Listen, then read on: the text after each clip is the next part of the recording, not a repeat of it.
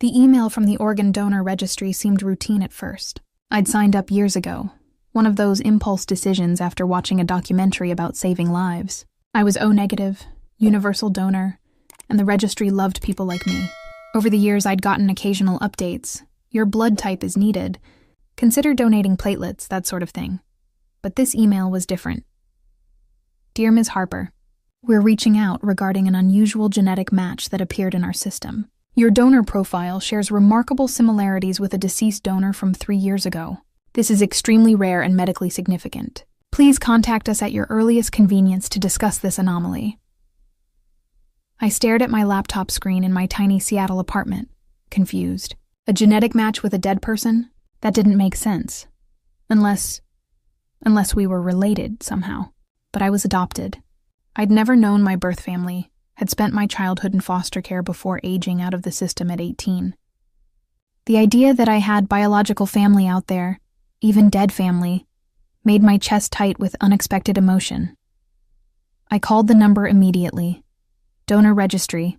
This is Patricia. Hi. I received an email about a genetic match. This is Emma Harper. Oh, Ms. Harper, yes. Hold please, I need to transfer you to Dr. Reeves. This is a sensitive matter. A sensitive matter. Great. I was transferred twice more before finally reaching Dr. Reeves, who sounded both excited and nervous. Ms. Harper, thank you for calling so quickly. I need to ask you some questions first.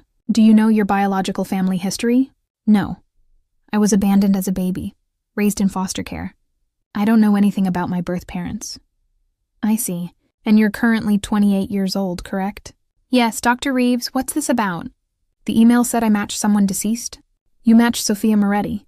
She died 3 years ago from complications of a genetic heart condition. But here's what's extraordinary.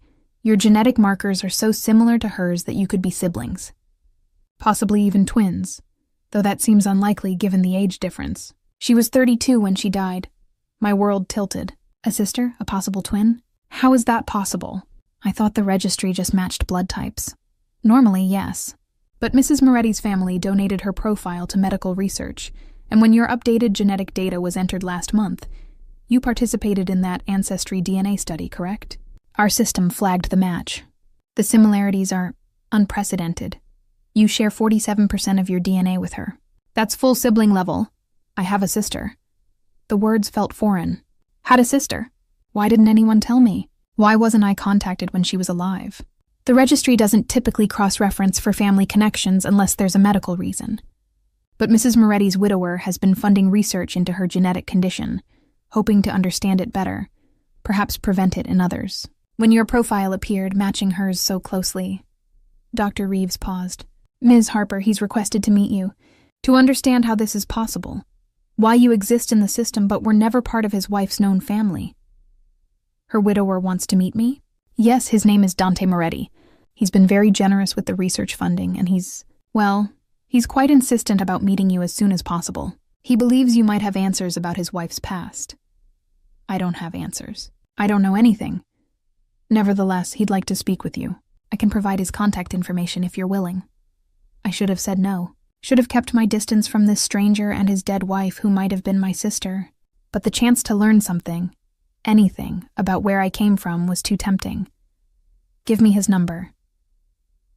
I called Dante Moretti that evening, my hands shaking as the phone rang. A man answered on the second ring, his voice deep and cultured with a hint of an Italian accent. This is Dante. Mr. Moretti? This is Emma Harper. The organ donor registry said you wanted to speak with me about your wife's genetic match. Where are you? He interrupted. What city? Seattle. Why? I'm sending a plane. You'll be in New York by morning. We need to talk in person. Wait, I can't just drop everything and fly to New York.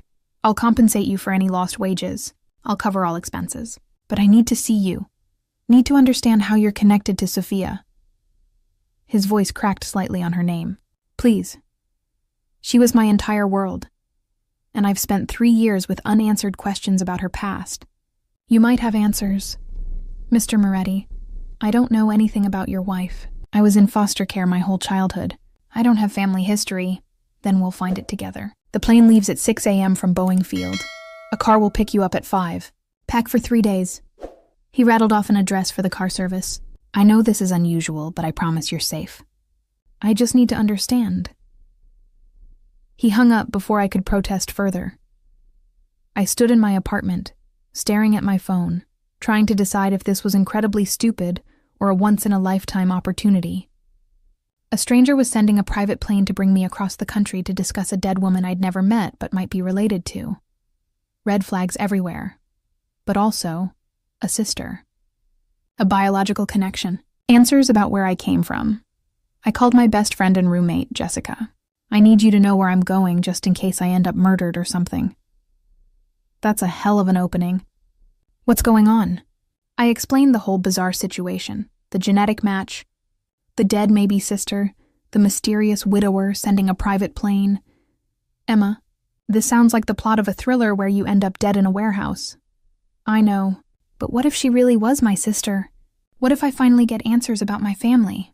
Then you at least tell someone where you're going, keep your phone on, and check in every few hours. And maybe research this Dante Moretti guy before you get on a plane with his people. I spent the next hour Googling. Dante Moretti was easy to find. Billionaire real estate developer, property holdings across the East Coast, philanthropist who'd donated millions to medical research since his wife's death. Photos showed a devastatingly handsome man in his late 30s, with dark hair and sharp features, always in expensive suits, usually looking serious. There were also older photos with Sophia, a beautiful dark-haired woman with warm eyes and a bright smile. They looked happy together, the kind of couple that made you believe in love. Her obituary mentioned her sudden death from a genetic heart defect, leaving behind a heartbroken husband and no children. I found one article that made me pause. It was from a gossip site, published a year after Sophia's death. Moretti's secret. Billionaire investigates wife's hidden past. The article claimed Dante had hired private investigators to look into Sophia's background, suggesting she'd been hiding something. But the article was vague, speculative, based entirely on anonymous sources. Still, it made me nervous. What had Sophia been hiding? And did I really want to get involved?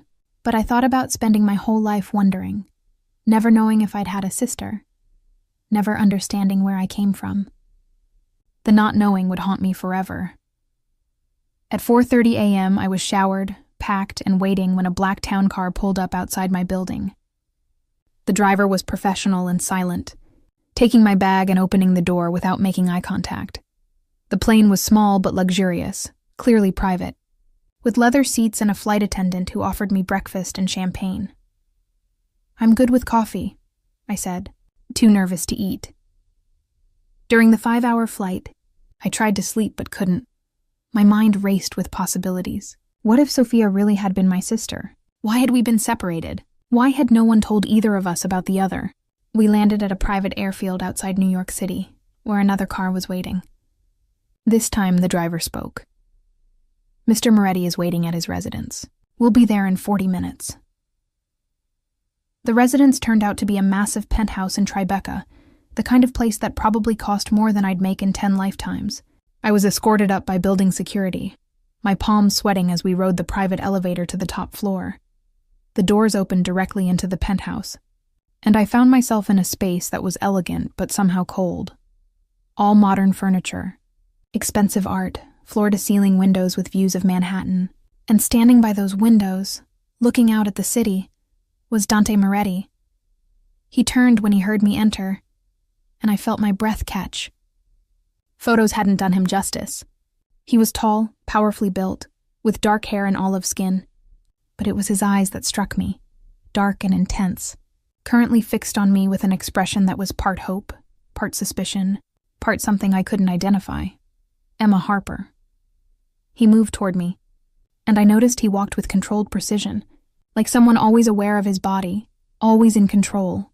"Thank you for coming. You didn't really give me much choice sending a plane.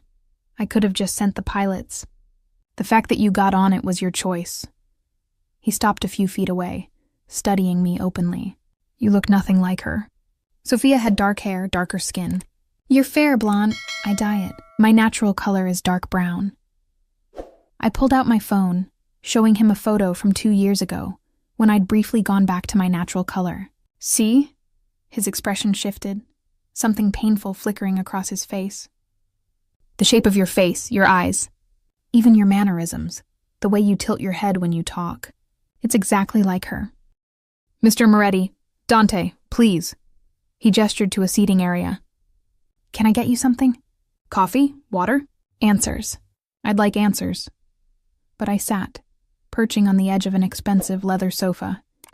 He poured 2 glasses of water from a crystal pitcher, handing me one before sitting across from me. I'll tell you everything I know. But first, I need you to understand something about Sophia. She was... secretive isn't the right word. Private. She never talked about her childhood, her family, her past before we met. I thought she was just someone who preferred to live in the present. But after she died, you started investigating. He looked surprised. You researched me? Of course I did. A stranger sends a private plane, I'm going to Google him. I sipped the water. The article said you hired investigators. I did. Because after Sophia died, I found discrepancies. Her birth certificate didn't match her social security records. The hospital she claimed to be born at had no record of her. Her parents, the ones she said died when she was young, I couldn't find death certificates. He leaned forward, intensity radiating from him. My wife existed for 32 years, and I can't prove she existed before age 18. It's like she appeared fully formed as an adult. You think she was hiding something? I know she was. The question is what, and why? His dark eyes locked on mine. Then your profile appears, matching hers genetically. You're 28, she was 32. You were in foster care, no known family. She had no known family either, or claimed not to. The pieces fit too well to be coincidence. You think we were separated, that someone gave us up, split us apart. I think something happened that made someone erase Sophia's past, and you're part of that past. He pulled out a folder, spreading photos on the coffee table between us. These are the only pictures I found of Sophia before she turned 18. A private investigator tracked down a high school yearbook from a small town in Oregon. I looked at the photos. A teenage girl with dark hair, laughing with friends, looking young and carefree. And she did look like me. Not identical, but similar enough that we could be sisters. The name in the yearbook is Sarah Winters, not Sophia Moretti. Dante continued. But it's definitely her. I'd know my wife anywhere. Sarah Winters. I tested the name. Did you find anything about her family? Parents? Siblings? Nothing. The family vanished after her senior year. No forwarding address, no trace. He gathered the photos. Until you appeared in the donor registry, I had nowhere else to look. But now I have you, and maybe together we can figure out what happened. What if I don't want to know? What if my birth family gave me up for a reason, and digging into it just brings pain?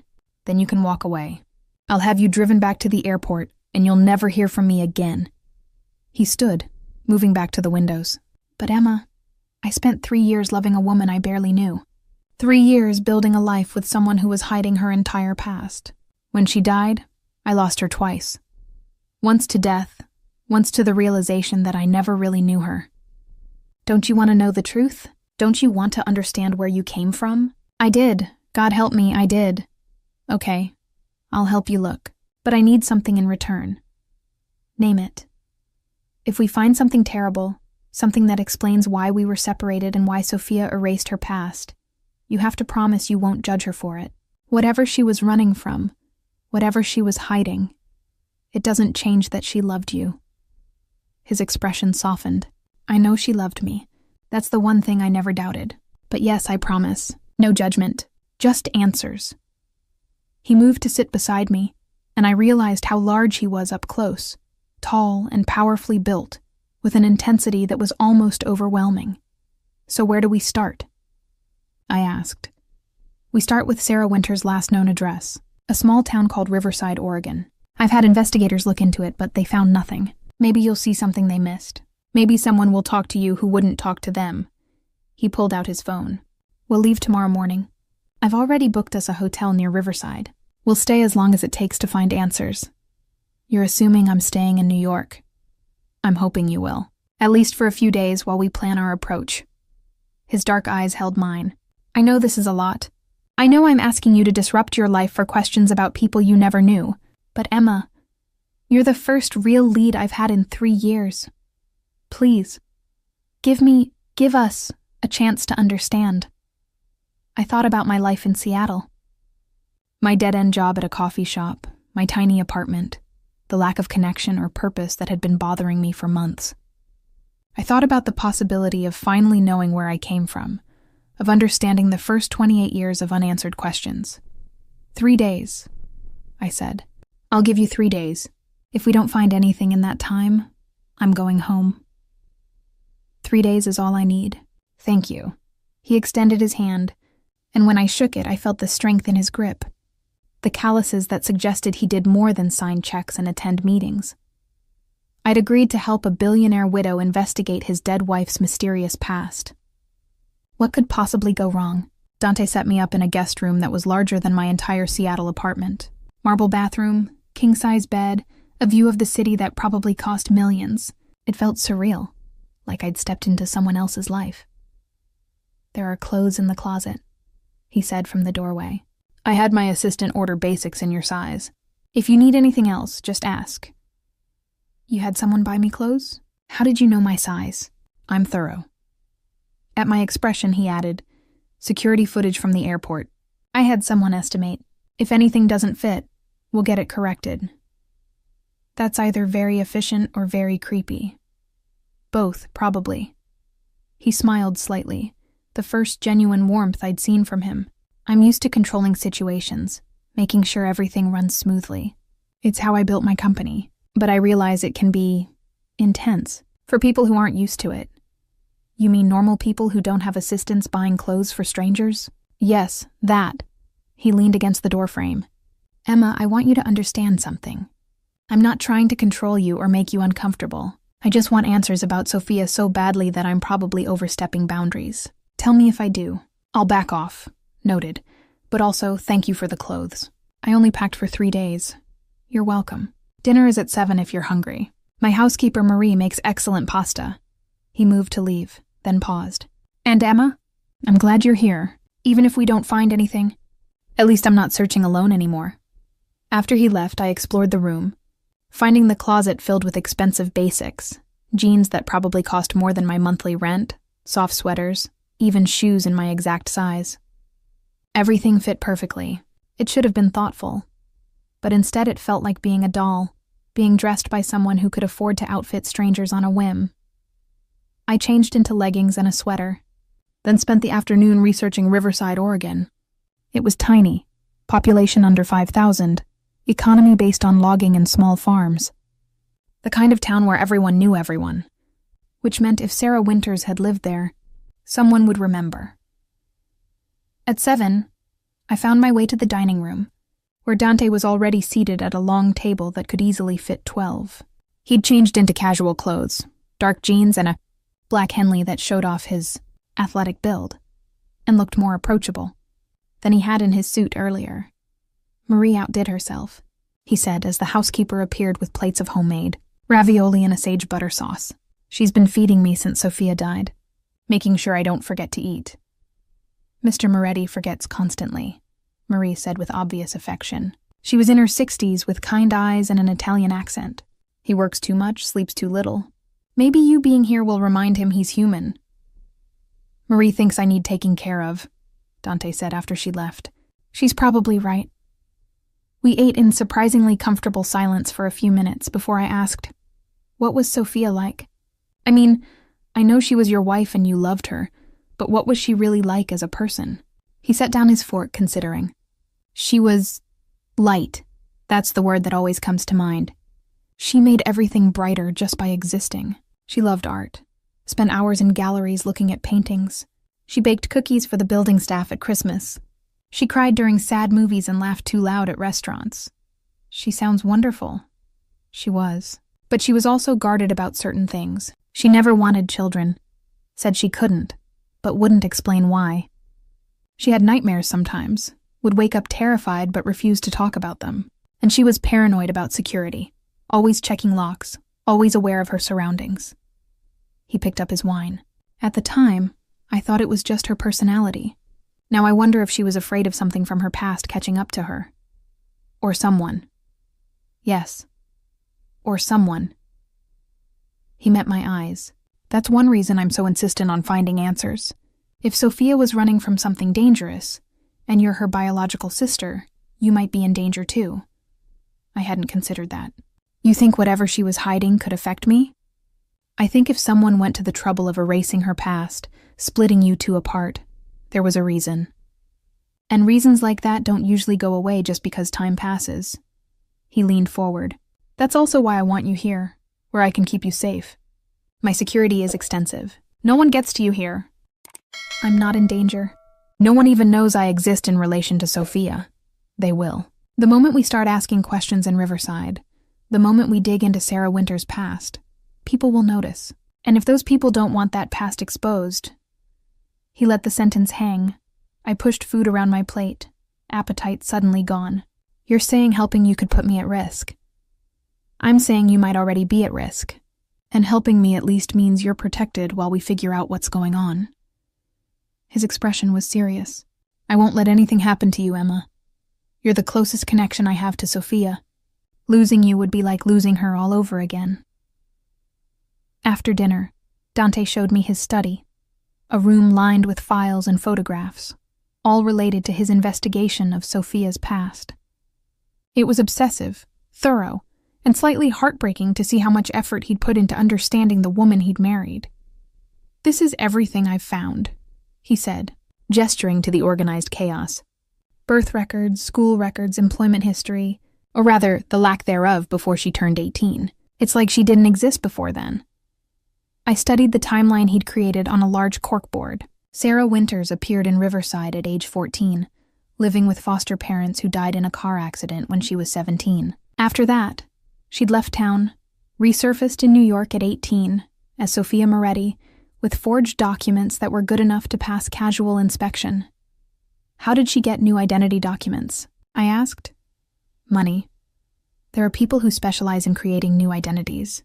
She must have saved up, found the right person, paid them to make her someone else. He pointed to a photo of teenage Sarah. The question is why? What was she running from? And where do I fit in? If we're sisters, why was I in foster care in Washington while she was in foster care in Oregon? That's what we need to find out. He pulled up a chair. I've been thinking about our approach for Riverside. We can't just show up asking questions about Sarah Winters. Small towns protect their own, especially if they think we're trouble. So what's your plan? We pretend to be researchers, doing a documentary or book about foster care in small-town America. Sarah Winters becomes just one case study among many. We interview people, gather stories, and see what we can learn without raising suspicions. That's actually smart. I'm occasionally smart. He smiled. We'll bring recording equipment, make it look official, and you'll do most of the talking. People trust women more, especially in small towns. I'll be the silent producer in the background. You? Silent? I'll believe it when I see it. I can be quiet when necessary. I just usually choose not to be. He closed the file. We leave at 8 a.m. Flight to Portland, then a 2-hour drive to Riverside. We'll check into the hotel, then start with the local library. They usually have archives, yearbooks, local history. It's a good place to start. You've done this before. The investigation thing, I've had to. When you build a business empire, you learn to research thoroughly, to find information people don't want found. His expression darkened. I just never thought I'd use those skills on my own wife. I reached out, touching his hand impulsively. We'll find answers. I promise we'll try. He looked at where my hand rested on his, and something shifted in his expression. Vulnerability mixing with the intensity. Thank you for being here, for caring about this even though Sophia was a stranger to you. She wasn't a stranger. She was my sister. I just didn't know it until now. He turned his hand, squeezing mine. Then we're in this together. For Sophia, for you, for whatever the truth turns out to be. That night, I lay in the too comfortable bed, unable to sleep. My phone buzzed with texts from Jessica. Still alive? Or should I call the police? Still alive. Flying to Oregon tomorrow to investigate mysterious past. This is literally the plot of a thriller. Please don't die. I'll try my best. Is the billionaire hot? I hesitated, then typed, devastatingly. But also grieving and intense and possibly dangerous. So hot. Got it. Be careful. I set down my phone, thinking about Dante. He was attractive, yes, but more than that. He was magnetic in a way that made you want to know him better, to understand what drove him. The way he talked about Sophia showed a depth of feeling that was rare. He'd loved her completely, and her loss had broken something in him. And now I was helping him piece together the mystery of her past, which felt both important and terrifying. Around 2 a.m. I heard movement in the penthouse. Footsteps, then voices, Dante talking to someone. I crept to my door, opening it a crack. Don't care what time it is, Dante was saying into his phone, his voice hard. I need everything you can find on foster care placements in Washington State 28 years ago. Emma Harper was one of them. Find out where she was placed, who her caseworkers were, any records that still exist. A pause then. Because if Emma and Sophia were separated intentionally, someone made that decision. And I want to know who. He hung up, and I quickly closed my door, not wanting him to know I'd been listening. But his words stayed with me. He was already investigating me, digging into my past without asking. It should have felt invasive, but instead I felt oddly grateful that someone cared enough to look. The next morning we flew to Portland on another private jet. Dante spent the flight reviewing his investigation notes, occasionally asking me questions about my childhood. Do you remember anything from before foster care? Any early memories? Just impressions, being cold, being hungry, social workers coming to take me away from somewhere. I shrugged. I was 2 when I entered the system. Most of my early childhood is blank. No memories of siblings? Other children? No, I always thought I was alone, that I'd been abandoned by parents who didn't want me. I looked out the window at clouds. Finding out I might have had a sister, that we were together once. It changes everything. Makes the abandonment feel different. Maybe you weren't abandoned. Maybe you were hidden, protected. He set down his notes. If Sophia was running from something at 14, maybe you were part of what she was running from. Maybe whoever separated you did it to keep you both safe. From what? That's what we're going to find out. Riverside was exactly as I'd imagined.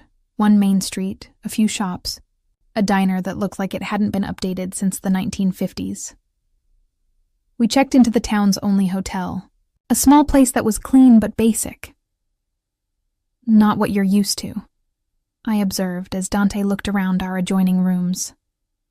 I've stayed in worse. When I was building my company, I slept in my car more than once. He dropped his bag. Let's start with the library. Then the diner. Places like that are gossip central. Someone will remember Sarah Winters. The library was tiny, run by a woman in her 70s who introduced herself as Agnes. She was delighted to hear about our documentary project and immediately started pulling old yearbooks and local newspapers. Oh, I remember the Winters girl, Agnes said, laying out materials. Such a sad story. Her foster parents were lovely people, Robert and Martha Hayes. They took her in when she was 14, raised her like their own. Then that terrible accident. What accident? I asked, pulling out my phone to record. Car crash on Highway 20. Black ice, winter of '07. They were coming back from Portland when they lost control. Both killed instantly. Sarah was 17, nearly aged out of the system anyway. Such a tragedy. What happened to Sarah after? Dante asked quietly. She left town. Can't say I blame her. Too many memories, you know? Agnes flipped through a yearbook, stopping on Sarah's senior portrait. She was quiet, kept to herself mostly, but she was kind. I remember her volunteering at the animal shelter, always reading books about art. I stared at the photo. Sarah, Sophia, looked happy in this picture. Young and hopeful, not yet running from whatever came next. Did she have friends? People who might remember her? Agnes thought. Jenny Martinez. They were close, I think. Jenny still lives here, runs the flower shop on Main Street. You might try talking to her. We thanked Agnes and headed to the flower shop, where a woman our age was arranging bouquets. She looked up when we entered, her friendly expression faltering when she saw me. Oh my God, she breathed. Sarah? No, I'm Emma Harper, but I think Sarah and I might be related. Jenny's eyes filled with tears. You look so much like her. I thought, For a second, I thought she'd come back. She wiped her eyes. Sorry, it's been 15 years and I still miss her. Can we talk about her? Dante asked gently. We're researching her story for a project. Jenny led us to the back room, where we sat among flowers and potting soil. She pulled out her phone, showing us old photos.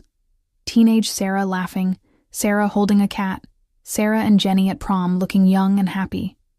She was my best friend, Jenny said. But she never talked about her life before the Hayes took her in. I knew she'd been in other foster homes, that something bad had happened, but she wouldn't discuss it. Said the past should stay buried. Did she ever mention siblings? Family? No, she said she was alone, that she'd always been alone. Jenny looked at me. But you're here and you look like her. So she lied. Or maybe she didn't know about you either. What happened after the Hayes died? Jenny's expression grew troubled. She changed. Got paranoid, scared. Started talking about needing to disappear, to become someone else. I thought she was just grieving, but she was serious. She asked me to forget her, to never mention her name if anyone came looking. Did anyone come looking? Dante leaned forward, not that I know of.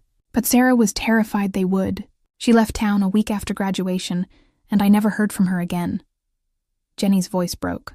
I've always wondered if she was okay, if she found peace. And then you show up, looking like her ghost. So tell me, was she okay? Did she find happiness? Dante's expression softened. Yes, she found happiness. She had a good life, loved and was loved. She died peacefully, surrounded by people who cared about her. It wasn't entirely true. Sophia had died in a hospital, heart giving out too fast for goodbyes. But it was kinder than the truth. Jenny cried, and I held her hand, feeling the weight of Sophia's absence, the hole she'd left in people's lives. One more question, I said. Did Sarah ever mention where she was before the Hayes? What foster home she came from? She mentioned a place once. Called it the House in the Woods. Said it was in Washington, somewhere near the coast. But she wouldn't give details. Just said it was bad. Really bad. Jenny met my eyes. If you're her sister, if you were there too, maybe you should leave it buried like she did. But I couldn't. Not now. Not when we were this close to understanding. We left Jenny with our contact information and headed back to the hotel. Dante immediately got on the phone, speaking to his investigators, requesting searches for foster homes in coastal Washington, places that might have had both Sarah and me. We're getting closer, he said after hanging up. I can feel it. Closer to what? What if we don't like what we find? Then at least we'll know the truth. Isn't that better than wondering forever? I wasn't sure it was, but it was too late to turn back now. Dante's investigator called back while we were having dinner at the local diner. I watched his expression change as he listened, going from interested to grim to something darker that made my stomach clench. He ended the call and set down his phone carefully, like it might explode. They found it. The House in the Woods, foster home run by a couple named Richard and Susan Chen, licensed from 1994 to 1998, then abruptly shut down by the state. Why was it shut down? Investigation into abuse allegations. The records are sealed, but my investigator has connections. He pulled up an email on his phone. Emma, you were placed there at 6 months old. Sarah arrived 2 years later at age 4. You were both there until the state removed all the children in 1998. My hands shook. I was there for 2 years? With her? Until you were 2.5. Then you were separated. You to a different foster home in Seattle, Sarah to another home in Portland.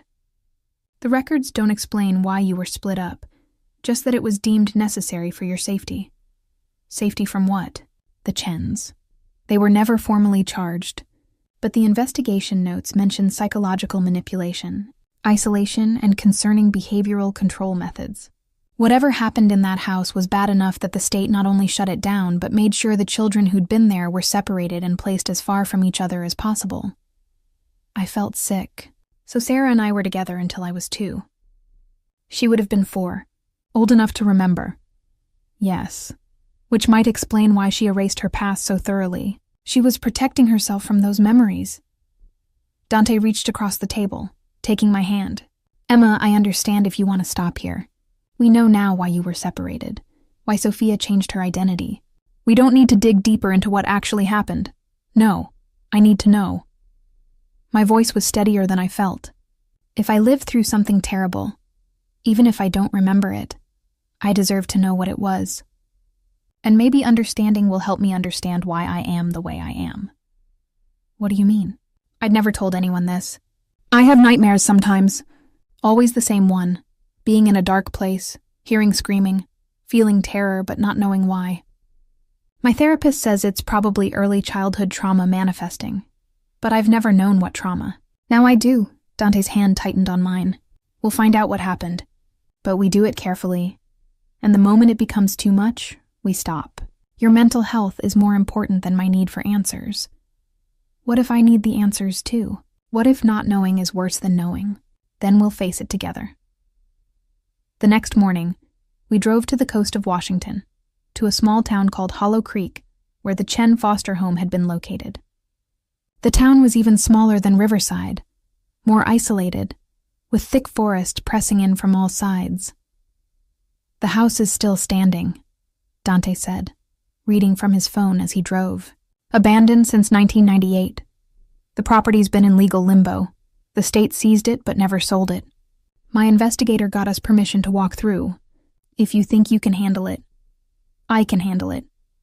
The house sat at the end of a long dirt road, surrounded by towering pines that blocked out most of the sunlight. It was a large Victorian structure that must have been beautiful once, but now sagged with neglect. Peeling paint, broken windows, a porch that looked ready to collapse. This is where I lived for 2 years, I whispered as we parked. We don't have to go in. Yes, we do. The front door was unlocked, hanging crooked on broken hinges. Inside, the house smelled of mold and decay. Dust covered everything, and evidence of animals having nested in corners. But beneath the neglect, you could see what it had been. A large home with multiple bedrooms, clearly designed for housing many children. The report said there were 8 children here when it was shut down, Dante said, reading from his phone. All removed the same day in what was described as an emergency extraction. We moved through rooms slowly.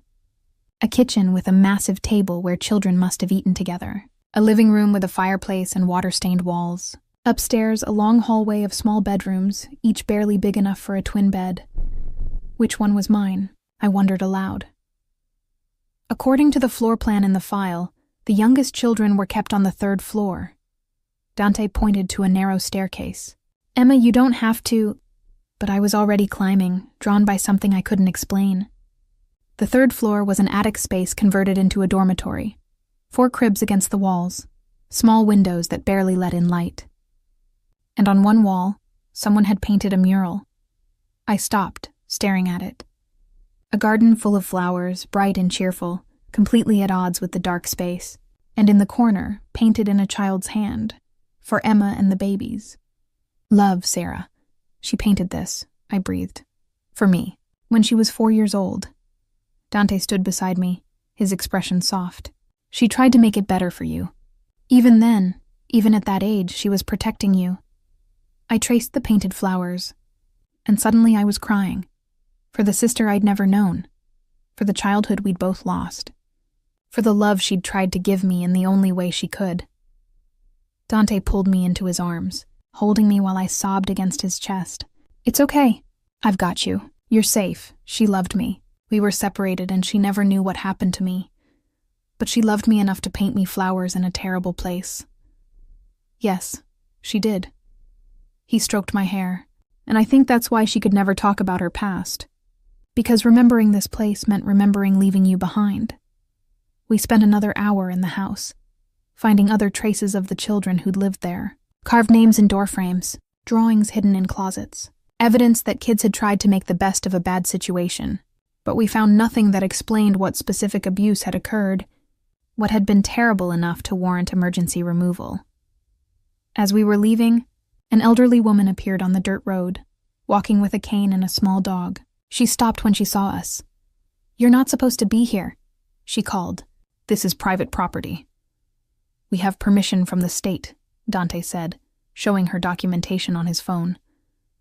"We're researching the foster home that was here. The Chen place." She spat the name. "About time someone looked into that horror. Did you know the Chens? I asked, moving closer. I lived next door until they forced me to sell. I'm Margaret Wells. I used to hear those children crying at night, see them standing in windows looking so sad. She squinted at me. You one of the kids who was kept there? Yes, but I was too young to remember. I'm trying to understand what happened. Margaret's expression softened. Come to my house. It's just down the road. I'll tell you what I know. Her house was small but warm, filled with photos of grandchildren and the smell of baking bread. She made us tea and settled into her armchair, the little dog curling in her lap. The Chens seemed nice at first, she began. Said they wanted to help children, give them a good home. But something was wrong from the start. The kids were too quiet, too obedient. They'd stand in the yard like little statues, not playing, not running around like children should. What did the Chens do to them? Dante asked gently. I don't know exactly. The children weren't allowed to talk about it.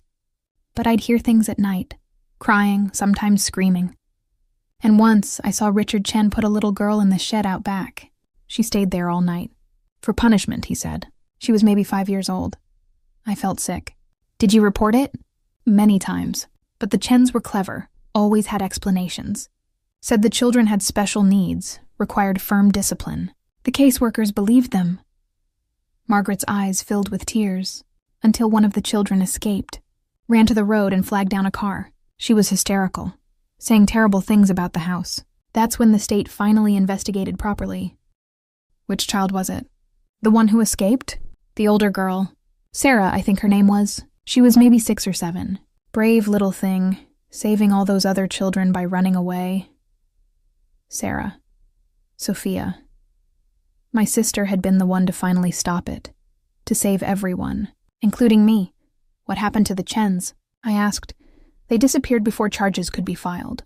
Took their money and vanished. State never found them. Margaret shook her head. Those poor children, all scattered to different homes, told to forget what happened. But you can't forget trauma like that. It stays with you. After we left Margaret's house, I sat in the car unable to speak, processing everything. Dante drove in silence, giving me space, occasionally glancing over with concern. I need you to understand something, he finally said as we neared Seattle. What happened to you and Sophia? It wasn't your fault. You were babies, children with no power. The adults who should have protected you failed. But you survived, and Sophia survived. She built a good life despite that terrible start. Did she? Or was she just running forever, never really escaping? She found love. She married me, built a home, had years of happiness. Yes, she kept secrets, but she also lived. That's surviving. He pulled into the airport where his plane waited. Emma, I know this is overwhelming. Take time to process it before you decide what to do next. What's there to decide? Whether you want to keep searching, whether you want to find the Chens, get justice, understand more. He turned to face me fully. Or whether you want to do what Sophia did, accept that you survived, and move forward with your life. I don't know what I want. Then don't decide yet. Come back to New York with me. Stay a few more days. Let's sit with what we've learned before we decide if we need to know more.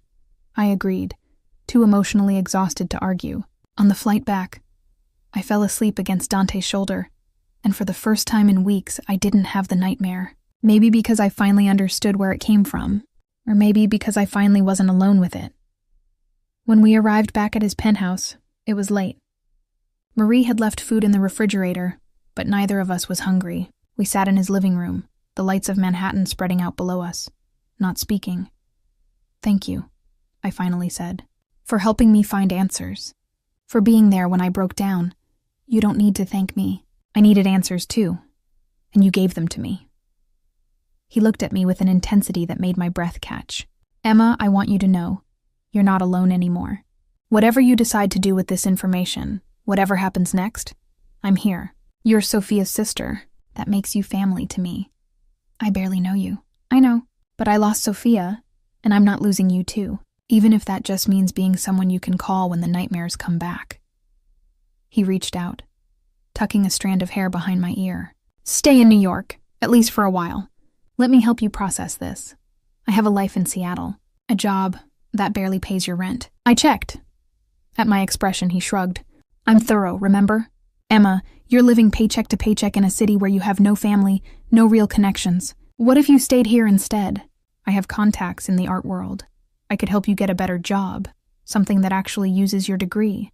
You could stay in this guest room as long as you need. That's too much.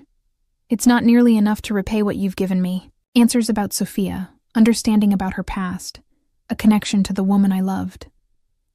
His dark eyes held mine. Please, let me do this. For Sophia. For you? I should have said no. Should have maintained boundaries with this intense, grieving billionaire who was offering me everything. But I was tired of struggling alone, tired of having no one who understood where I'd come from. 1 month, I said. I'll stay 1 month. Then I'll decide what comes next. His smile was brilliant. 1 month. That's all I ask. The month turned into 2, then 3.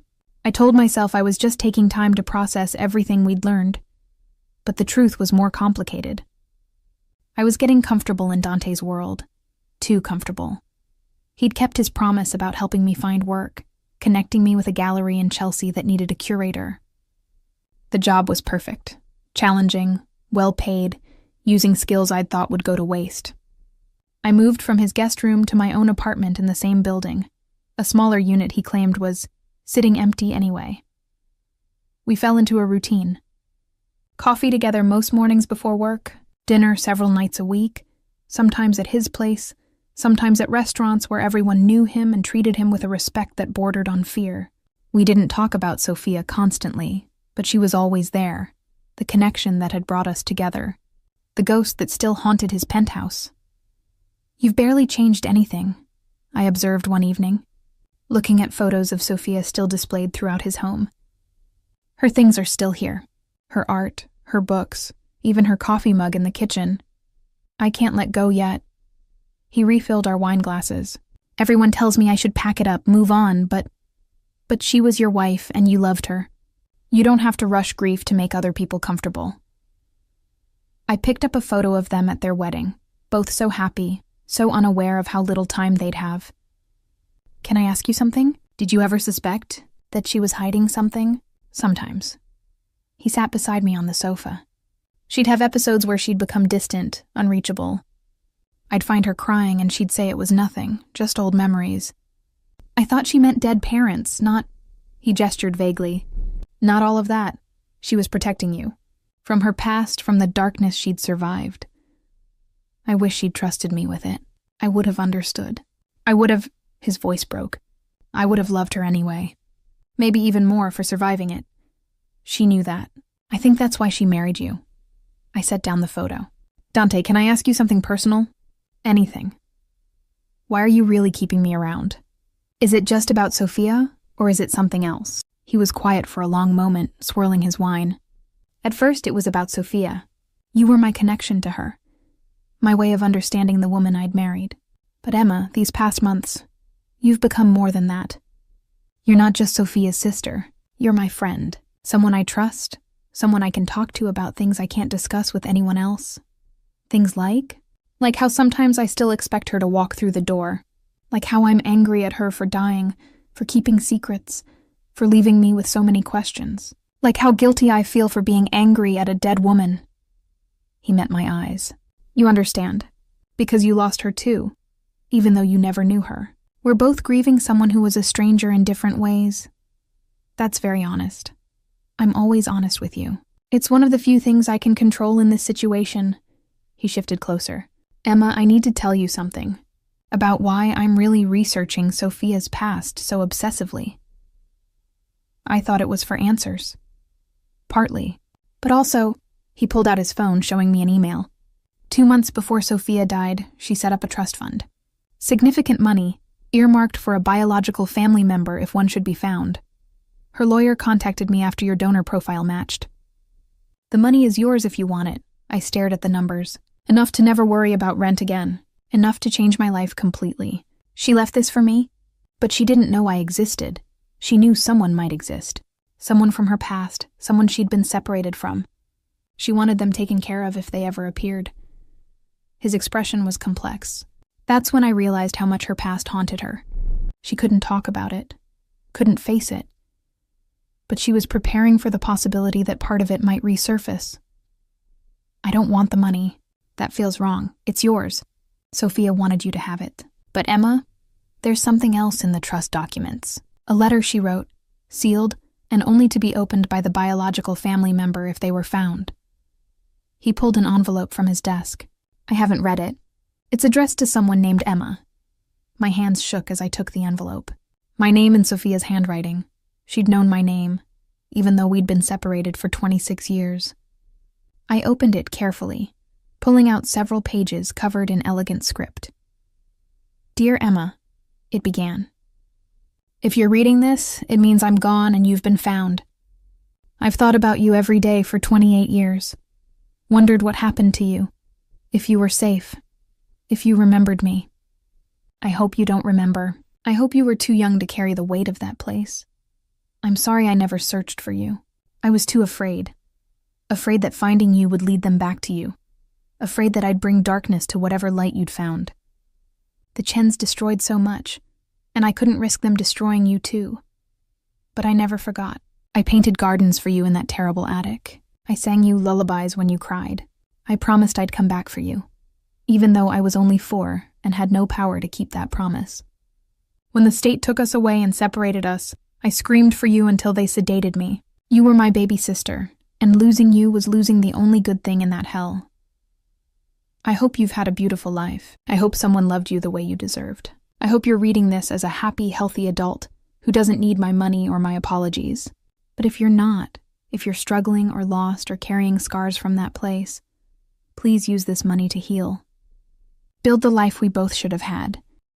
And if you've met Dante, if he's shown you this letter, know that he's a good man. The best man I've ever known. He loved me despite my secrets, despite my past, despite the parts of me that were broken by what we survived. Trust him. Let him help you. You're not alone anymore. I love you, little sister. I've always loved you. Sarah. I was sobbing by the end, clutching the letter to my chest. Dante pulled me into his arms, and I cried against him the way I'd cried in that abandoned house, grieving for the sister I'd lost, for the childhood we'd both survived, for all the years we'd been apart. She knew my name. I managed through tears. She remembered me. Even after everything, she remembered. Of course she did. You were her sister. Her baby. He held me tighter. Emma, I'm so sorry. Sorry you lost her before you could meet her. Sorry you both suffered. Sorry I can't fix any of it. You're fixing it now. By being here. By helping me understand. I pulled back to look at him, and something shifted in the air between us. We were too close. His hands still on my back, my fingers gripping his shirt. His dark eyes searched mine, and I saw the moment he realized it too. This wasn't just about Sophia anymore.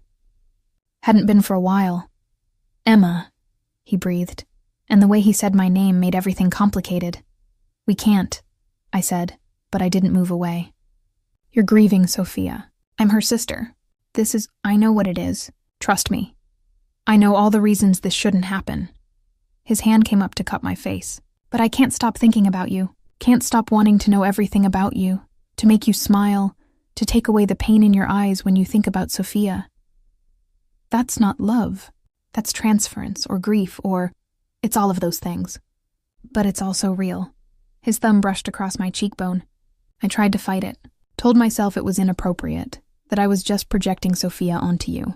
But Emma, you're nothing like her. You're yourself, strong and kind and brave in ways that have nothing to do with my dead wife. And I'm falling for you despite knowing I shouldn't. Dante. He kissed me, and I let him, and it felt like both a betrayal and the rightest thing in the world. His lips were soft, tentative, asking permission with every movement. I kissed him back, my hands fisting in his hair, months of tension and connection and complicated feelings finally breaking free. When we broke apart, both breathing hard, he rested his forehead against mine. Tell me to stop, he murmured. Tell me this is wrong and I'll back away. I'll be just your friend, nothing more.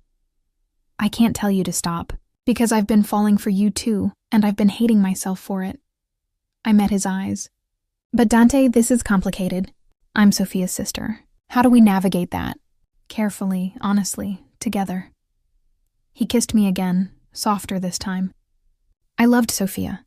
I'll always love her, but she's gone, and you're here, and life is too short to deny what we feel because it's complicated. We spent the night talking, kissing, processing what this meant. By morning, we'd agreed to try, slowly, carefully, keeping it private until we figured out what we were doing. But 3 months later, when I moved out of my apartment and into his penthouse permanently, it wasn't private anymore. People talked. The art world gossiped about Dante Moretti's new girlfriend who looked just like his dead wife. I heard the whispers, saw the speculation. They think I'm a replacement, I told him one night, that you're using me to keep Sophia alive. Let them think what they want. I know the truth. You know the truth. That's all that matters. He pulled me close. You're not Sophia, Emma. You're yourself, and that's who I love. The fact that you're her sister is just how we met, not why I'm with you. A year after I'd first received that donor registry email, we stood in front of Sophia's grave together. I'd never been there before. Hadn't felt I had the right until Dante had finally convinced me. Tell her, he said gently. Whatever you need to say. I knelt by the headstone, tracing her name. I wish I'd known you. I wish we'd had more time. I wish a lot of things that can't be changed. I took a breath. But I want you to know I'm taking care of him. Your husband, your Dante. I'm loving him the way you loved him. And I think you'd be okay with that. I hope you would. Dante knelt beside me, placing flowers on the grave. I loved you, Sophia. I'll always love you. But I'm also in love with Emma. And I think you'd understand. You told her to trust me in that letter. I'm trusting that you meant for both of us to find happiness, even if it's with each other. We stayed there for a while, both grieving and celebrating, saying goodbye and hello at the same time. When we finally left, Dante took my hand and I squeezed back.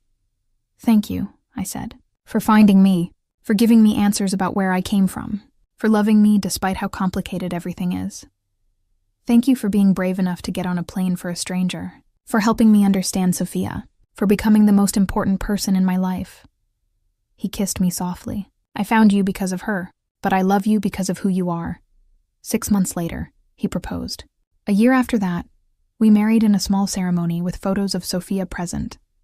Not as a ghost between us, but as the woman who'd brought us together, the sister and wife we'd both loved and lost. I never found the Chens.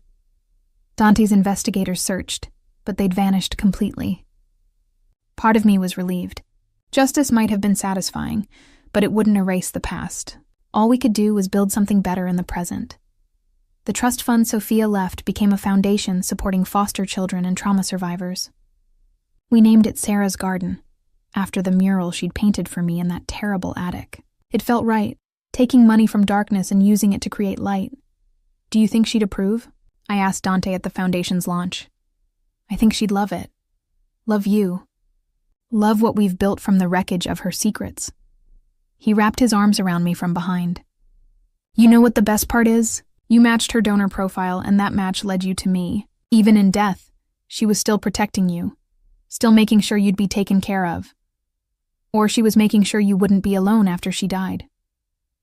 Maybe both. Sophia was good at loving multiple people at once. He kissed my temple. I miss her, but I'm grateful for you, for us, for the unexpected family we've become. I leaned back against him, looking at the foundation that bore my sister's name, built from the money she'd set aside for a family member she'd never forgotten, and I thought about how strangely life worked. I'd signed up for a donor registry on impulse. That impulse led to a genetic match. That match led to a billionaire's door. That door led to answers, love, and a family I'd never expected to find. Sarah had promised to come back for me when we were children. She couldn't keep that promise in life, but in death, through a blood match and a trust fund, and a grief-stricken husband who'd loved her enough to search for answers, she'd finally kept her promise. She'd brought me home. 2 years after our wedding, I stood in the penthouse that had once been Dante's alone and was now fully ours, looking at the nursery we'd just finished preparing. Soft yellow walls, a crib that probably cost more than my first car, and along one wall, a mural I'd painted myself, a garden full of flowers, just like the one Sarah had painted for me decades ago. You're thinking about her. Dante said from the doorway, his hand resting on my very pregnant belly. You always get that look when you think about Sophia. Sarah. In here, she's Sarah. I leaned back against him. I was just thinking how she never got to have this. Children, a nursery, all the normal family things she deserved after what she survived. But she did have love. She had me, had a home, had years of happiness before the end. That's not nothing. He kissed my neck. And now she has a niece who'll know all about her brave aunt who painted gardens in dark places. You think it's a girl? I know it's a girl. I've known since the moment you told me you were pregnant. A daughter who'll have her aunt's strength and her mother's heart. His arms tightened around me. Have I mentioned today how grateful I am? For you, for this baby, for the life we've built? Only 3 times. You're slipping, he laughed, the sound warm and full of joy, so different from the grieving, intense man I'd first met. I'll do better tomorrow. For now, how about dinner? Marie made your favorite. We'd kept Marie on as housekeeper, though she'd become so much more, grandmother figure, confidant, keeper of family traditions. She'd known Sophia, loved her, and had welcomed me without reservation when I'd moved in. You're good for him, she'd told me early on. Mr. Dante, he was drowning in grief. You pulled him back to shore. He pulled himself back. I just held his hand. That's all anyone needs sometimes. Someone to hold their hand. Now Marie fussed over me at dinner, making sure I ate enough, scolding Dante for working too much, treating us both like children who needed managing. After she left for the evening, Dante and I curled up on the sofa, his hand on my belly feeling the baby kick. Strong, he observed. She's going to be a fighter. Like her aunt. Like her mother. He kissed me softly. Emma, I need to tell you something. About the Chens, I stiffened. We'd stopped actively searching for them years ago, focusing instead on healing and moving forward. What about them? My investigator found them. Richard Chen died 5 years ago. Susan Chen is in a nursing home in Arizona, advanced dementia. She doesn't remember anything, including what they did to those children. His expression was complicated. I thought you'd want to know. That chapter is closed. They can't hurt anyone anymore. I should have felt relief, or satisfaction, or something. Instead, I just felt empty. So they got away with it. Lived full lives while the children they damaged carried scars forever.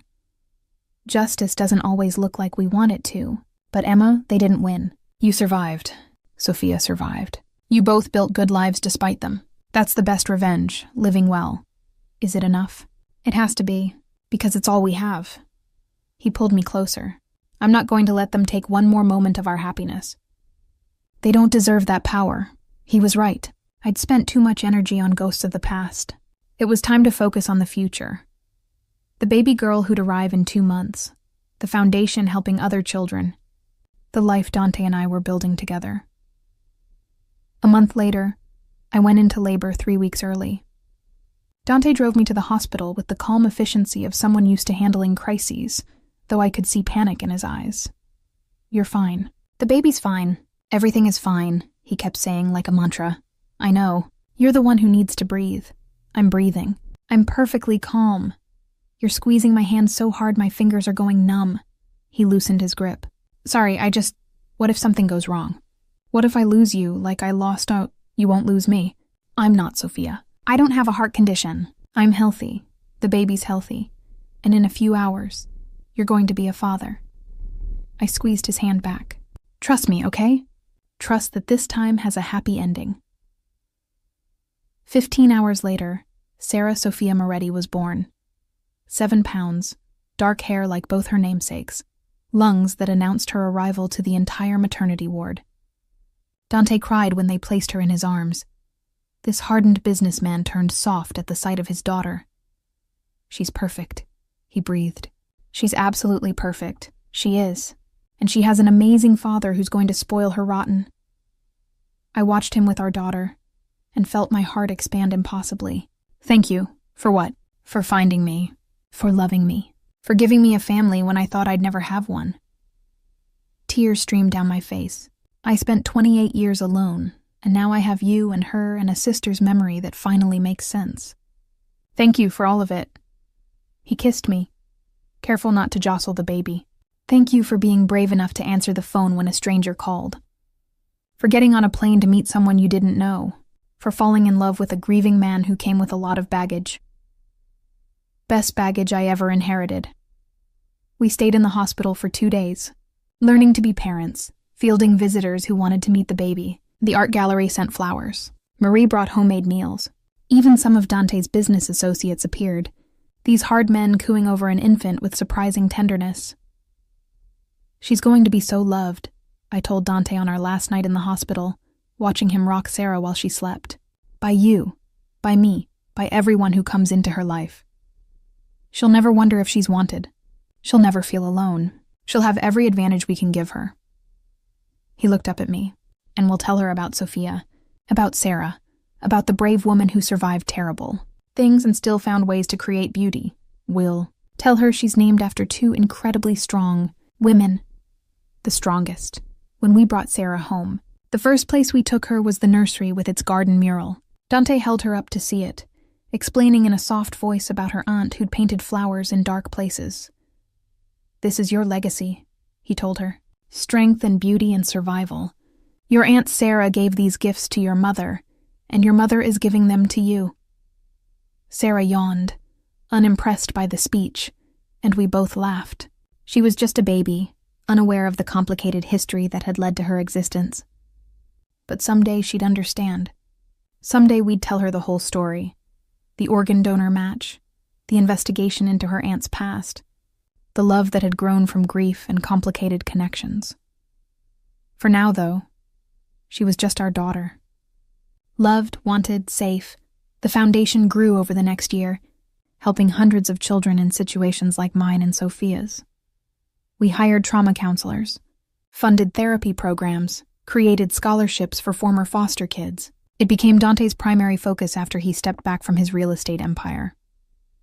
I've made enough money, he explained when people asked why he was cutting back on business. Now I want to make a difference. For Sophia, for Emma, for all the kids who deserve better than what they got. On the 2nd anniversary of Sarah's birth, we held a dedication ceremony for the Foundation's new center, a beautiful building that would house support services for foster children and trauma survivors.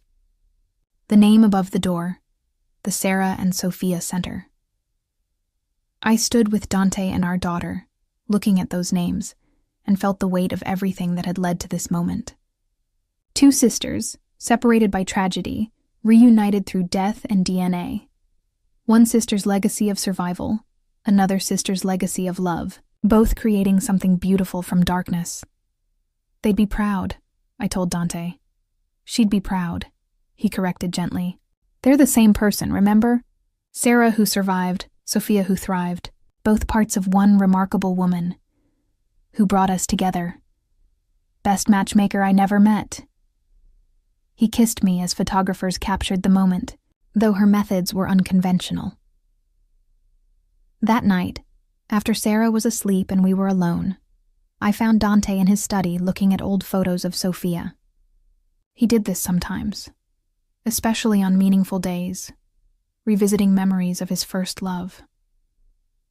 I still miss her, he said without looking up. Is that okay? Of course it's okay. She was your wife. You loved her. That doesn't disappear just because you love me now. I sat beside him, looking at the photos. She was beautiful. She was. But so are you. And Emma, I need you to know. Loving you isn't a betrayal of her. She'd want this. Want me to be happy, want you to be loved. I truly believe that. I believe it too. Her letter basically told me to trust you, to let you help me. I think she knew somehow that we'd need each other. Or she just wanted to make sure you'd be taken care of if something happened to her. And I was her way of ensuring that. He closed the photo album. Either way, I'm grateful. For her bringing you into my life. For you staying. For the family we've built. Me too. I leaned my head on his shoulder. Do you ever wonder what she'd think of us? Of Sarah? Of everything we've done with her foundation? I think she'd be happy. Maybe surprised that we ended up together, but happy that something good came from her death. He wrapped his arm around me, and I think she'd love Sarah. Would spoil her rotten if she were here. Then we'll spoil her for both of us. Give her the childhood neither of you had. Deal. Years passed. Sarah grew into a bright, curious child who loved art and asked questions about everything. We told her about her namesakes gradually, in age-appropriate ways. Aunt Sophia, who'd been brave and strong, who'd loved her daddy very much before she died. As she got older, we'd add more details, help her understand the complicated legacy she carried. On what would have been Sophia's 40th birthday, the three of us visited her grave together. Sarah was 4 now, old enough to understand that some people we love aren't here anymore. "Mommy says you're my aunt," Sarah told the headstone seriously, "and that you painted pretty gardens when you were little. I paint too. Daddy says I'm good at it." I watched our daughter, so innocent and loved, talking to the aunt she'd never meet, and felt the circle complete. Sarah had painted gardens for me. I'd painted one for my daughter. Now my daughter wanted to paint, carrying on a tradition she didn't even know she was part of. "She has Sophia's talent," Dante murmured, "and your strength. Best of both of you. Best of all 3 of us. Don't forget your contribution." My contribution was genetic material and excessive worrying. You 2 did the real work.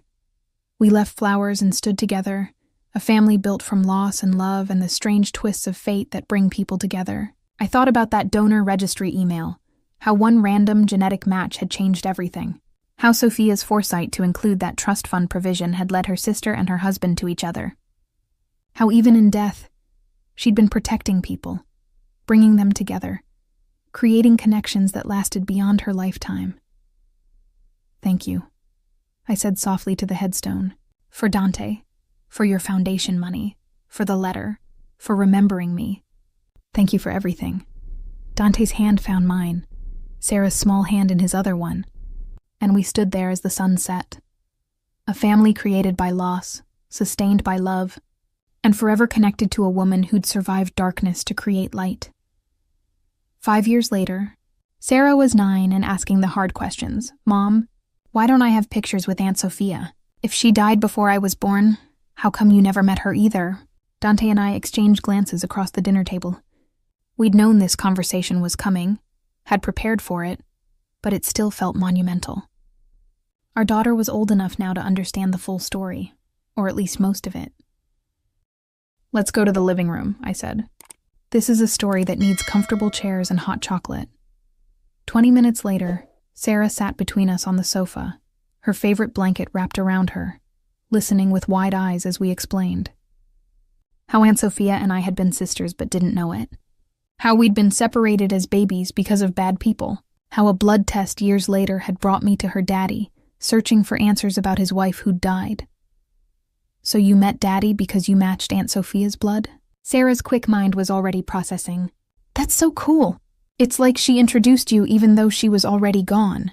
"Exactly like that," Dante said, relief evident in his voice. "Your Aunt Sophia was the reason your mom and I met. In a way, she gave me the greatest gift. Your mother, and eventually you. But that's sad too. She never got to meet me." Sarah's eyes filled with tears. I wish she could have met me. "Do you think she would have liked me?" "She would have loved you," I said, pulling her close. "You have her talent for art, her bravery, her beautiful heart. You're exactly the kind of niece she would have adored." "Tell me more about her, about when you were little together." So we did, sharing what little I remembered from Margaret's stories and the letter Sophia had left, about a 4-year-old girl painting flowers for her baby sister in a dark attic, about a brave child who'd run away to save others, about a woman who'd survived terrible things but still created beauty. Sarah listened to everything, processing it with the seriousness of a child old enough to understand tragedy, but young enough to still believe in happy endings. "So she was a hero," she finally said. "She saved you when you were babies, and then she helped you and Daddy find each other." "She's like a superhero, except real." "Yes," Dante agreed, his voice thick with emotion. "She was exactly like a superhero. And you know what? You have her powers too, her strength, her kindness, her ability to create beauty even when things are hard. And I have her name. You have both their names. Sarah for your aunt as a child, Sophia for the woman she became. You carry both versions of her, the brave little girl and the strong woman." Sarah was quiet for a moment. Then, "Can we visit her grave? I want to bring her some of my paintings, show her what I made." The next Saturday, we made the trip to the cemetery. Sarah clutching a folder of her best artwork. She'd been painting obsessively all week, wanting to show her aunt what she could do. At the grave, she carefully arranged her paintings against the headstone. Gardens full of flowers, just like the ones Sophia had painted decades ago, though Sarah didn't consciously know she was continuing the tradition. "Hi, Aunt Sophia," she said seriously. "I'm Sarah, your niece. Mom says you liked art, so I brought you some of mine. I'm pretty good. Dad says I get it from you." Dante and I stood back, letting her have her moment. Watching our daughter commune with the aunt she'd never met, I felt the weight of Sophia's presence. Not as a ghost, but as a foundation. Everything we had was built on what she'd survived, what she'd planned for, what she'd set in motion with a trust fund and a letter. "Thank you," I whispered to the headstone. "For Sarah, for Dante, for the foundation, for everything. We're taking care of each other, just like you asked." A breeze kicked up, rustling the trees, and I chose to believe it was Sophia acknowledging me. Fanciful, maybe, but sometimes you need to believe in things you can't prove. When Sarah finished her one-sided conversation, we left the paintings there, a gift from niece to aunt, from one artist to another, across the barrier of death and time. On the drive home, Sarah asked, "Mom, do you think Aunt Sophia watches us? From heaven or wherever?" "I don't know, sweetheart, but I like to think she's proud of what we've built. The foundation helping kids like we were, you growing up happy and safe, your dad and me finding love. All the good things that came from something so sad." "Like a phoenix," Sarah said thoughtfully. "We learned about them in school. They rise from ashes. That's like our family, rising from sad things to make happy things." That's exactly right. Dante met my eyes in the rearview mirror, both of us moved by our daughter's wisdom. A phoenix family. I like that. That night, after Sarah was asleep, Dante and I stood in her room watching her breathe, the garden mural I'd painted glowing softly in the nightlight. "We did it," I said quietly. "We gave her the childhood we never had. Safety, love, a family that will never abandon her. We did it together. You, me, and Sophia's legacy guiding us." He wrapped his arms around me from behind. "Emma, I need to tell you something. I've been thinking about the foundation, about Sophia's letter, about all of it." "What about it?" "I want to expand our work.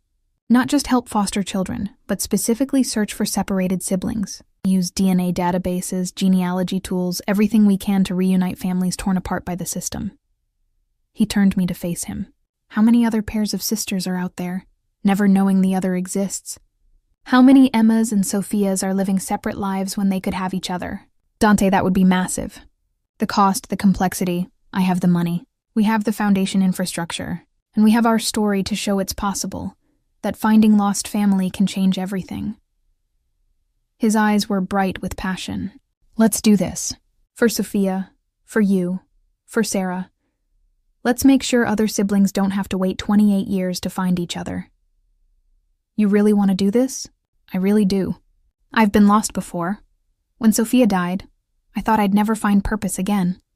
Then you came, and Sarah, and the foundation work. Now I want to take it further. Want to create something that ensures what happened to you, and Sophia doesn't happen to others. Or at least if it does happen, we help fix it." I thought about it. The scope of what he was proposing, the resources it would take, the lives it could change. Then I thought about that donor registry email that had changed my life, and I knew he was right.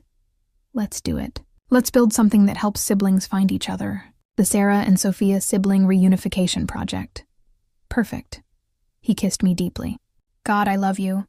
Your strength, your compassion, your willingness to take our pain and turn it into something that helps others." I learned from the best. Sophia survived horror and still created beauty. I'm just following her example. The project launched 6 months later with significant press coverage. The billionaire whose wife had died mysteriously, whose second wife turned out to be her long-lost sister, now dedicating millions to reuniting separated siblings. The media loved the story, which helped spread awareness and brought in cases from across the country. Within the first year, we'd reunited 43 pairs of siblings who'd been separated by the foster system, adoption, or family circumstances. Each reunion was filmed with permission and shared to encourage others to search. The videos went viral. Siblings meeting for the first time in decades. The tears and joy and instant connection that came from finding your biological family. We're making a difference, I told Dante as we watched the latest reunion video. Two brothers in their 30s who'd been separated at birth and never knew the other existed. Look at them. That could have been me and Sophia if she'd lived. It is you and Sophia. You're living the reunion she never got to have. And now you're making sure others get that chance. He pulled up our database. We have 200 cases currently being investigated.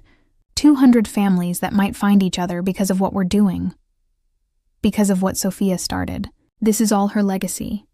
It's all of your legacies. Hers for surviving, yours for thriving, Sarah's for continuing it into the next generation. He closed the laptop.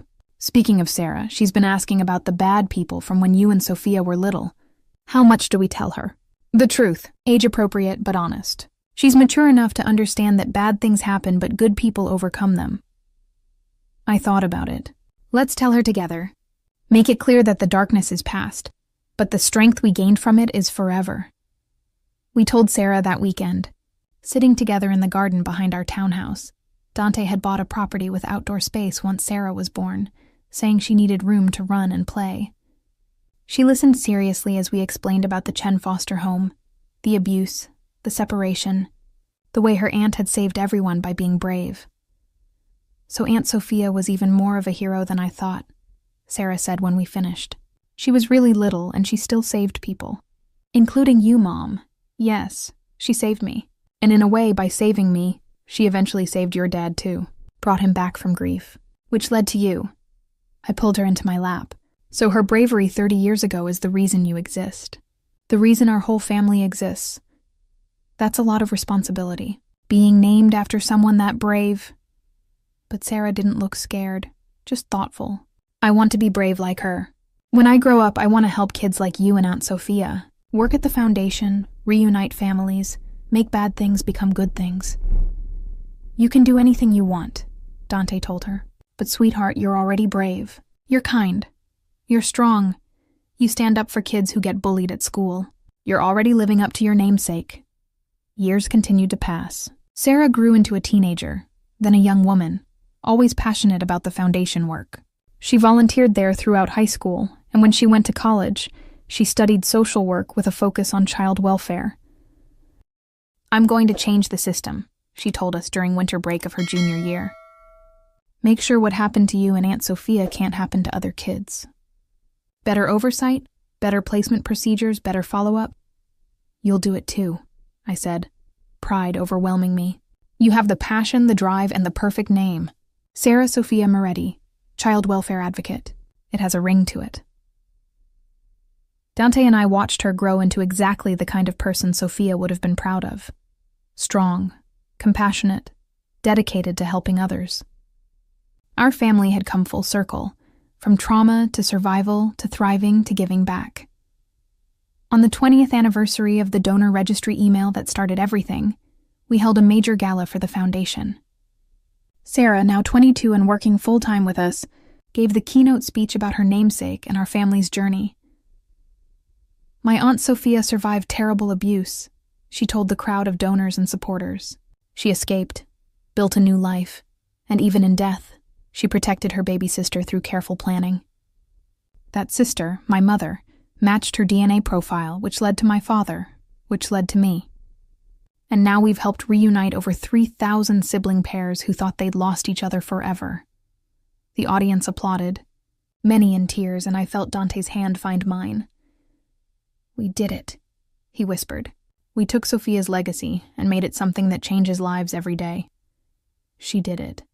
We just carried it forward, together, as a family. He kissed my temple.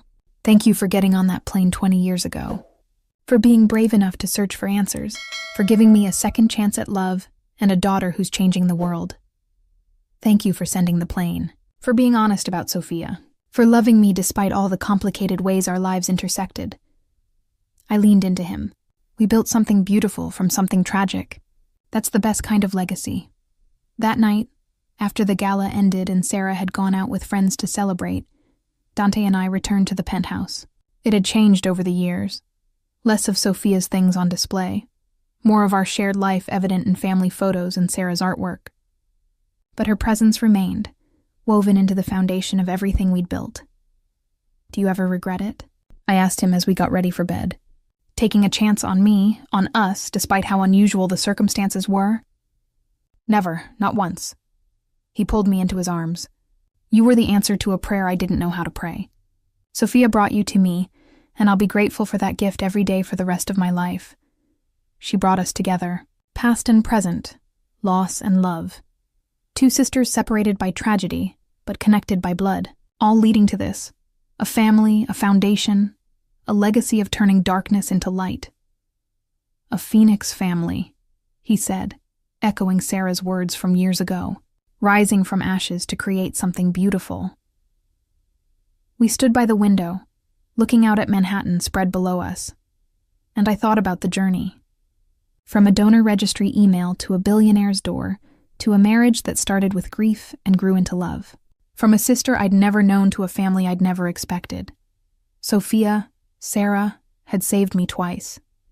Once when we were children in that terrible house, and again when she died and left a trail of breadcrumbs that led me to Dante.